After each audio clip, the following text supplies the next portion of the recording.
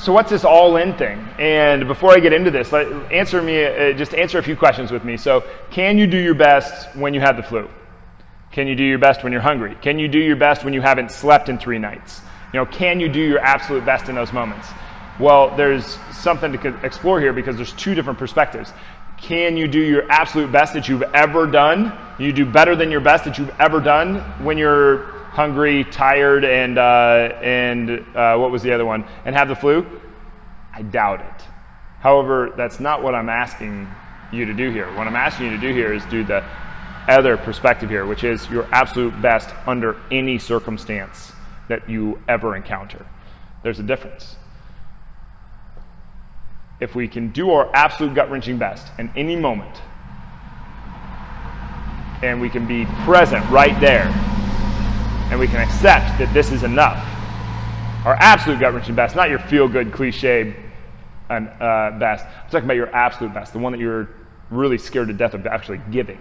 If we can do that all in, if we can put that commit to being everything in with you, loving you enough to be present in any scenario, are you more likely to succeed at your thing or less likely to succeed at your thing? Even when you have the flu, you can still do your best. Even when you haven't slept in 3 nights, you can still do your best. Even when you are super tired and haven't eaten, you can still do the best that you can. Okay? You can still push past what you thought you could do. Have you ever had one of those moments? The first time that I ever had this, I think I was pretty young. It was one of the first times that I was ever pitching on a mound. And I remember it was just like my arm just felt so fluid, and I just felt like I just commanded my presence on the mound, and it was this really cool thing. And I went out there and I pitched all 7 innings, and I think there was 2 hits in the whole game, other than like 2 times that somebody touched the ball, other than a few foul balls. And if I hadn't walked a couple people, if I hadn't walked everybody, that's funny.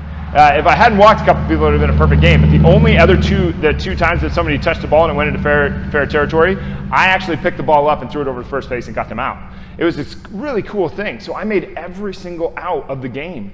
And I struck out, I think I struck out like 19 people. I'm pretty sure only 2 hits happened. My memory could be escaping me too. Who knows? This is a long time ago. But it was this really cool moment where it was like all of this stuff kind of aligned, and I really felt really good with my body, felt really good in my presence, and felt really good like, man, like nobody can touch a ball that I throw unless I let them.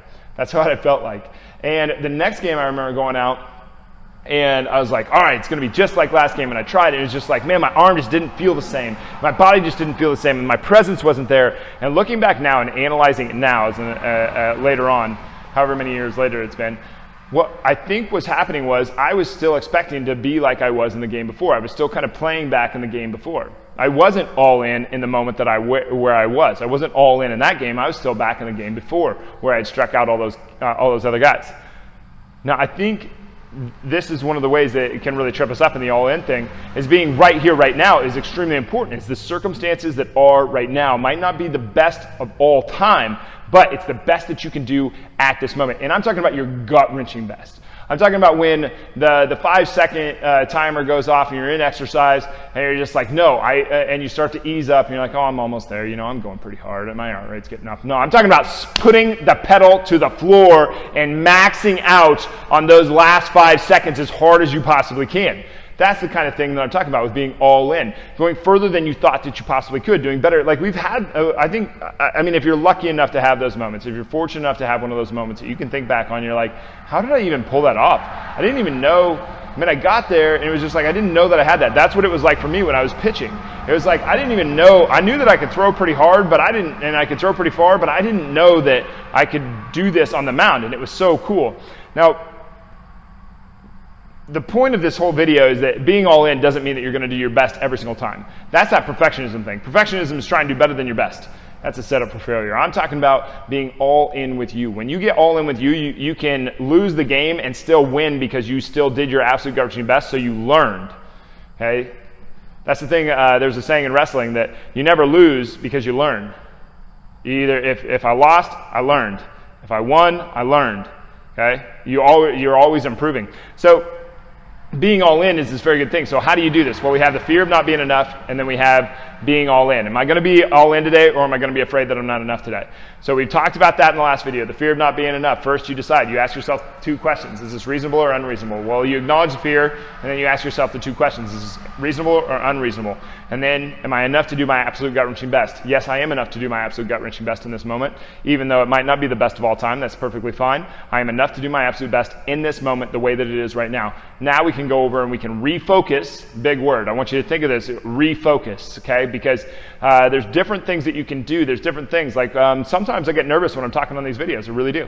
A lot of people think like, oh, you're just such a natural. I don't know why they say that, because I don't think I'm that great at these. But at the same time, I've been doing them for a really long time. I have a lot of practice, but I still get nervous. What do? Every time that you see me tap my finger like that, that's my refocus thing, okay? Tap my finger right there. Any athlete that you've ever seen me work at probably has a piece of tape on their finger right here, because that's our reset button. I don't have time on these videos to take 2 minutes to sit back and renegotiate and do all this stuff. I need a reset button right now. They need if my athlete out on a mat or on a field or a court or anything like that, they need to reset right away. They don't have the 2 minutes to refocus. They need it now. So I tap the finger. That's me refocusing. Refocusing is a big deal. I know we're talking about focus in the 100 ways to stay focused, but this is about refocusing, because your focus is always somewhere, right? So your focus was over here on this afraid of not being enough. I'm going to tap the finger. I'm going to refocus over to being all in, right here, right now. What moment am I in? Right here, right now. Can I do my absolute gut-wrenching best in this moment, right here, right now?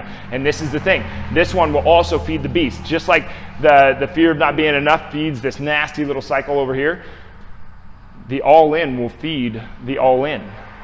Okay? When you get all in with you, you find ways to win when you didn't know that there were.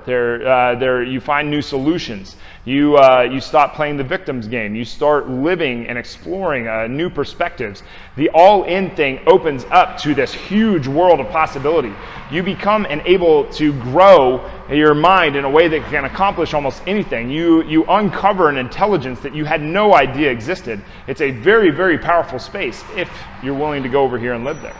Okay, so really get clear with this. Negotiate over here so that you can refocus, so that you can put all of your focus over here on this all-in thing, because this is where you want to live. This is where you want to live the whole show. Over here, these are also known as errors. Okay? They're bound to happen. They're inevitable.